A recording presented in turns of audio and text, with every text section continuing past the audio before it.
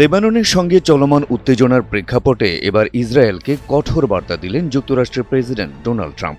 নেতানিয়াহুকে উদ্দেশ্য করে ট্রাম্প স্পষ্টভাবে জানিয়ে দিয়েছেন লেবাননে আর কোনো হামলা চালানো যাবে না। ট্রুথ সোশ্যালে দেওয়া এক পোস্টে ট্রাম্প বলেন, যথেষ্ট হয়েছে, ইসরায়েল আর লেবাননে বোমা হামলা চালাবে না। যুক্তরাষ্ট্রের পক্ষ থেকে এটি নিষিদ্ধ করা হয়েছে। দ্য নিউ ইয়র্ক পোস্টের এক প্রতিবেদনে উঠে এসেছে এসব তথ্য। পোস্টে ট্রাম্প আরও জানান, ইরান যুদ্ধের অবসান নিয়ে চলমান আলোচনায় কোনো অর্থ লেনদেনের বিষয় নেই। আলোচনার অংশ হিসেবে ইরানের জব্দকৃত অর্থ ছাড় দেওয়ার সম্ভাবনা নিয়ে যে খবর এসেছে তাও নাকচ করে দেন তিনি। ট্রাম্প বলেন, কোনোভাবে কোনো অর্থ বিনিময় হবে না। পাশাপাশি লেবানন ইস্যু আলাদাভাবে দেখা হচ্ছে এবং যুক্তরাষ্ট্র হিজবুল্লাহ পরিস্থিতি মোকাবিলায় পৃথকভাবে কাজ করবে বলেও মন্তব্য করেন তিনি।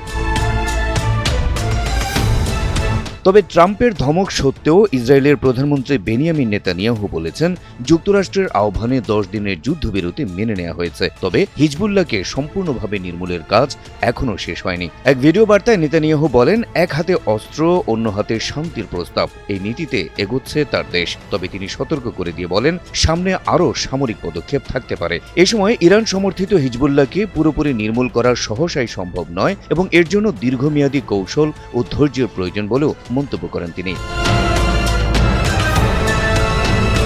এদিকে যুদ্ধবিরতির সময়কালে 10 দিন বাণিজ্যিক জাহাজ চলাচলের জন্য হরমুজ প্রণালী সম্পূর্ণ উন্মুক্ত থাকবে বলে ঘোষণা দিয়েছে ইরান। দেশটির পররাষ্ট্রমন্ত্রী আব্বাস আরাকচি শুক্রবার 17 এপ্রিল নিজের এক্স অ্যাকাউন্টে এক পোস্টে এ ঘোষণা দেন। তিনি বলেন, লেবাননের যুদ্ধবিরতির মধ্যে হরমুজ প্রণালী সম্পূর্ণ উন্মুক্ত। এই প্রণালী দিয়ে এখন থেকে সব বাণিজ্যিক জাহাজ অতিক্রম করতে পারবে। তবে এর জন্য ইরানের সামরিক বাহিনীর কাছ থেকে অনুমতি গ্রহণ করতে হবে আর জাহাজগুলোকে চলতে হবে একটি নির্ধারিত পথ দিয়ে।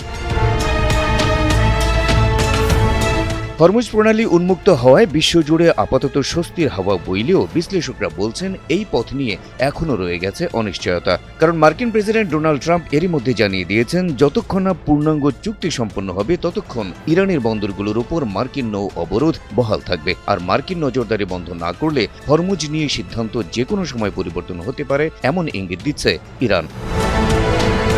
অন্যদিকে নিরাপত্তা পরিস্থিতি পুরোপুরি স্বাভাবিক না হওয়া পর্যন্ত প্রণালী ব্যবহার নিয়ে এখনও সতর্ক অবস্থানে রয়েছে শিপিং কোম্পানিগুলো। ফলে হরমুজ প্রণালী খুলে দেওয়ায় পরিস্থিতি আপাতত স্বাভাবিক হলেও এখনও রয়ে গেছে অনিশ্চয়তা। আলোচনার মাধ্যমে শিগগিরই এসব অনিশ্চয়তার অবসান হবে, এমন প্রত্যাশা মধ্যপ্রাচ্য সহ বিশ্বের কোটি কোটি শান্তিকামী মানুষের। Habib Rasel, NTV online.